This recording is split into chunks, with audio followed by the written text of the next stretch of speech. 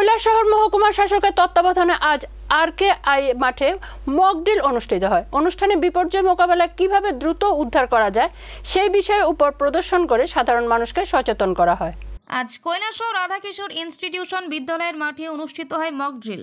এই অনুষ্ঠানে মহকুমার বিভিন্ন লাইন ডিপার্টমেন্ট অংশগ্রহণ করে। শহরের দুই প্রান্তে দুটি বিল্ডিং বিপর্যয়ের কারণে মানুষ ক্ষতিগ্রস্ত হলে কিভাবে তাদের দ্রুততার সাথে উদ্ধার এবং চিকিৎসা করা যায় সেই বিষয়ে অনুশীলন করা হয়।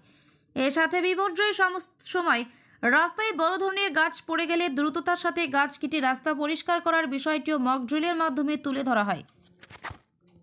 সাব ডিভিশন লেভেল যে মক ড্রিল হচ্ছে, এই মক ড্রিলের অংশ হিসাবে আমরা আরকে স্কুলেতে স্টেজিং এরিয়া আমরা করেছি। আর তিনটা ইনসিডেন্ট এরিয়া আমাদের আছে।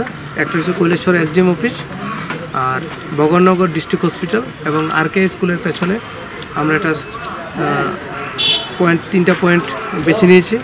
কৈলাসহর এসডিএম অফিসের থেকে আমরা যে মক ড্রিল করেছি, এখানে একটা বিল্ডিং মানে ধসে পড়েছে, এটাকে আমরা ওইখান থেকে আমরা ভিক্টিমদেরকে রেস্কিউ করে এখানে এনেছি।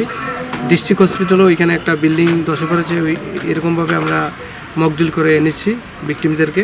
এবং এখানে একটা সত্যি অনেকদিন যাবত একটা মানে গাছ, বিশাল একটা গাছ